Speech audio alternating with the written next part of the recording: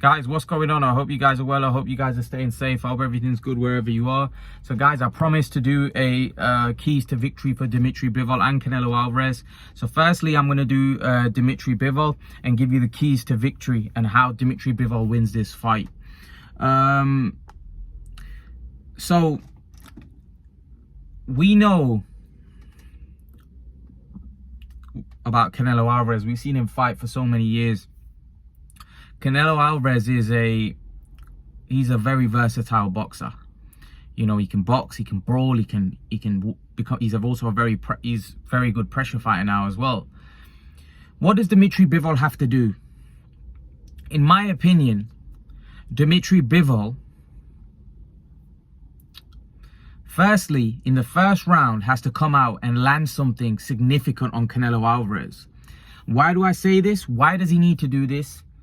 Is he needs to show Canelo Alvarez that he's the bigger man, that he can punch in this fight also, that Canelo's not the only puncher in there. As soon as you put doubt in somebody's head, they're wary of coming forward recklessly or coming forward without any thought that, what's the word I'm looking for, without any worry that if I come forward, this guy can't really punch.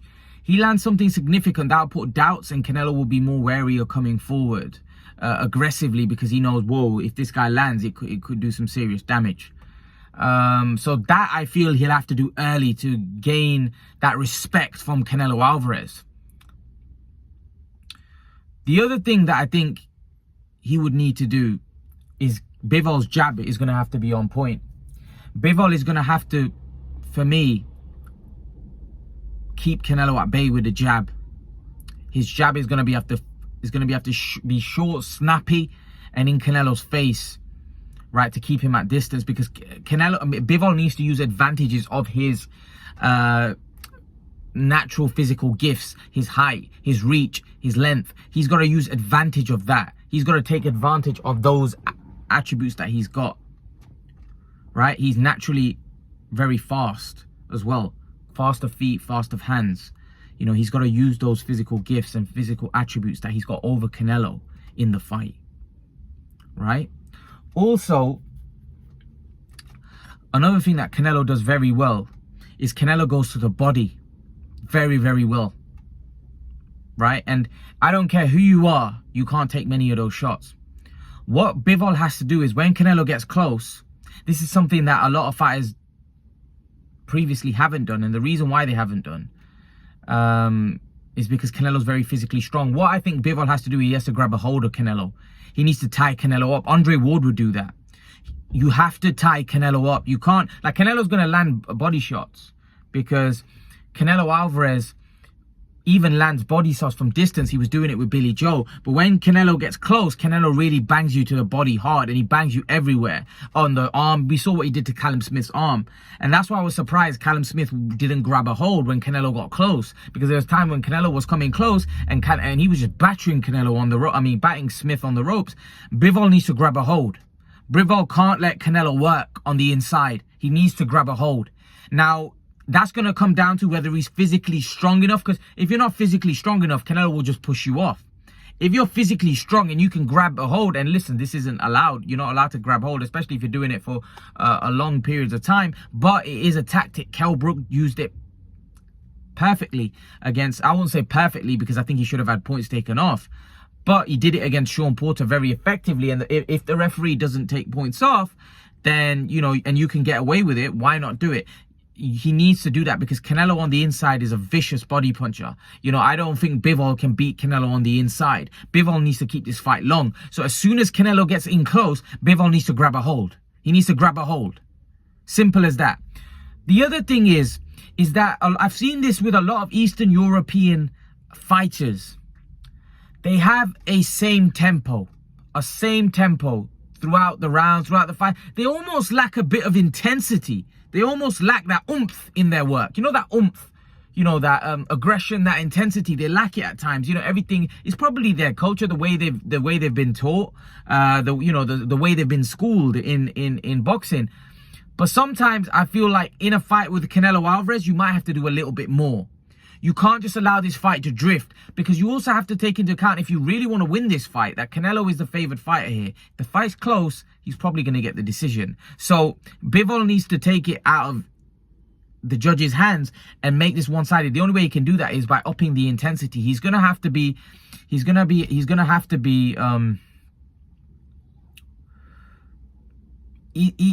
just let the fight drift. His work rate is gonna have to be phenomenal, right? And he's gonna, like I said, he's gonna have to be in great shape so he can move for 12 rounds, right? And at the same time, not just moving for 12 rounds, he's gonna have to be able to absorb Canelo's punching power as well. So for me, the jab is very important, right? The constant movement, the feet, the hand speed, that's gonna have to be on point for 12 rounds. And most importantly, when Canelo gets in close, he needs to grab a hold. He needs to grab a hold. A lot of people don't do that with Canelo. You need to grab hold. You need to neutralize this guy on the inside somehow, because otherwise he beats the crap out of you.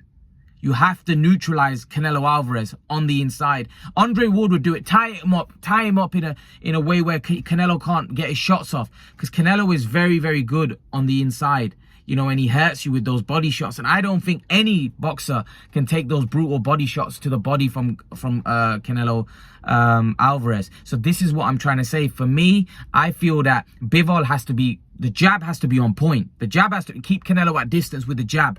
Keep him at distance with the jab. Use your height, use your reach. Don't give up your height. Don't give up your physical attributes. Callum Smith gave it up on the ropes, you know, just sitting there like a sitting duck on the ropes. You know, Billy Joe did more. Like, Billy Joe was boxing, but Callum Smith's not really that type of fighter. He really couldn't keep Canelo at distance. He's not that type of guy. You know, even Ryder had him up against the ropes. Even Ryder was pressuring Callum Smith. And, you know, Ryder's not on the level of Canelo Alvarez. But Bivol needs to move. Also, don't keep moving in one pattern. Don't keep moving in the same lines, right? You have to give Canelo different looks, right? If you keep moving in the same pattern over and over again, Canelo's going to suss you out. Canelo's also a master at making adjustments. You look at, there was a video that I watched, and at the time I didn't even notice this, but the video was broken down so beautifully, how Canelo offset Caleb Plant's Philly shield. So Canelo was getting caught with, you know, left hooks by Caleb Plant, because he was on the, you know, in that Philly shield stand. Plant was stabbing him with shots. Mayweather was doing this as well. But what Canelo did is Canelo started putting his right hand in his face, so he wasn't able to throw those shots, right? So Caleb Plant basically neutralized Caleb Plant, because then Caleb Plant on the ropes was just getting beat up, because Canelo had his hand there, so Caleb Plant couldn't really throw any shots, because Canelo was blocking those shots from hitting him, blocking those shots from Caleb throwing them. So basically Canelo cut off all Caleb Plant's angles to throw the punches that he was initially, because Canelo worked out what Caleb was doing. These small adjustments which Canelo makes. So Dmitry Bivol is not going to be able to do the same thing over and over again. If he does, Canelo will suss him out, work him out, and most likely take him out. So Bivol is going to have to be very proactive. Like I said, keep giving him different looks. Don't go all the way to the right, go to the left sometimes. Make Canelo set his feet. You know, don't let Canelo set his feet. Movement is going to be key for Dmitry Bivol. Movement is going to be key. And like I said, constant moving for 12 rounds. He's going to have to be able to move for 12 rounds in this fight, right? And most importantly, is preparation prior to the fight. The conditioning is going to have to be on point. You know, anyone that beats Canelo Alvarez, their conditioning is going to have to be on point, because especially if you're a natural boxer like Bivol is, you're not just going to have to be a boxer. You're gonna have to have a great conditioning. You're gonna have to have great durability to take his punch back. Because remember, Canelo wears you down. He almost has an arrogance about you. Even if he is losing battles, even if he is getting outboxed, he has the arrogance about you. I'm gonna break you down. I'm eventually gonna get you and break you down. That's the kind of pattern of Canelo fights of recent, you know, when Canelo's fighting these really good boxers, is Canelo finds a way to weaken them, slow them down. Look, Kovalev was boxing beautifully. Some people had Kovalev up at the time of the stoppage, but eventually Canelo broke him down and stopped him. This is what I'm trying to say. Canelo, there seems to be a pattern in Canelo fights where Canelo is kind of like weakening you, and eventually takes you out.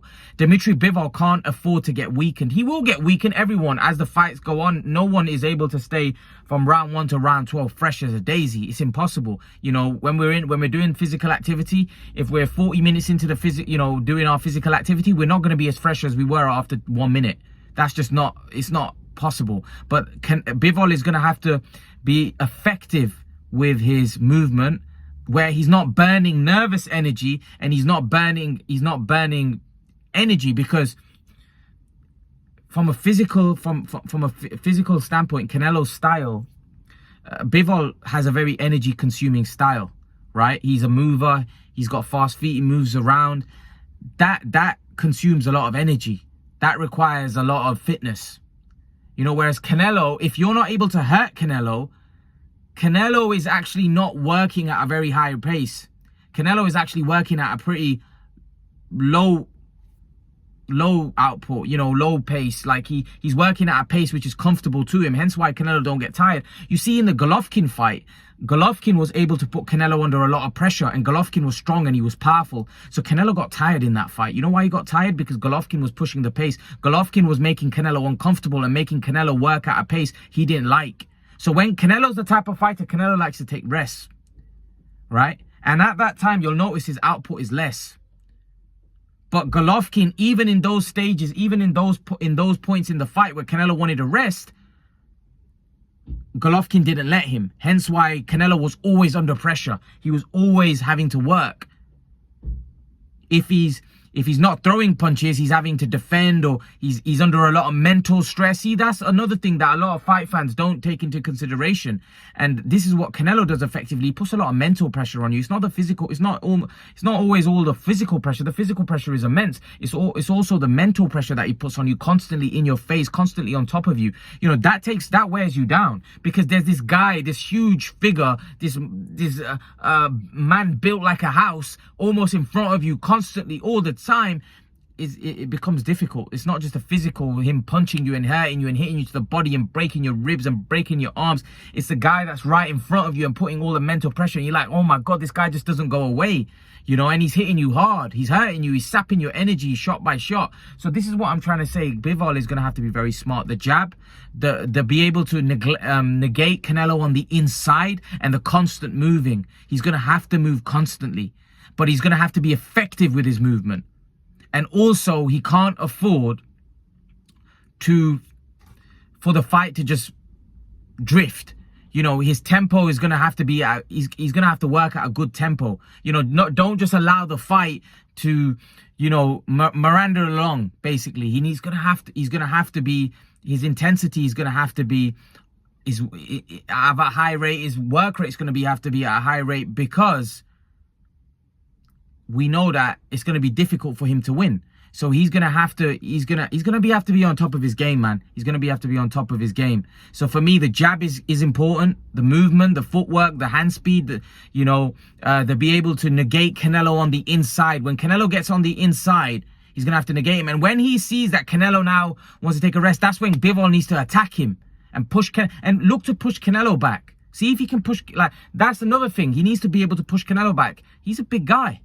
You know, and Bivol is not like Caleb Plant and Billy Joe. Bivol can punch a little. So this is going to be interesting. So these are the type of battles that Bivol's going to have to win, right? He's going to have to win these battles. And I think it's going to come down to how well Bivol takes a shot from Canelo as well. If Bivol absorbs the shots well, then this fight will be very interesting. And this fight could get very interesting for us fans, because Canelo may get outboxed at times in this fight, because for me, Bivol is a much better boxer than Plant and Billy Joe. So for me, Bivol will win rounds. It's just, can he absorb the pressure? Can he absorb the punch power from Canelo Alvarez in order to get to 12 rounds?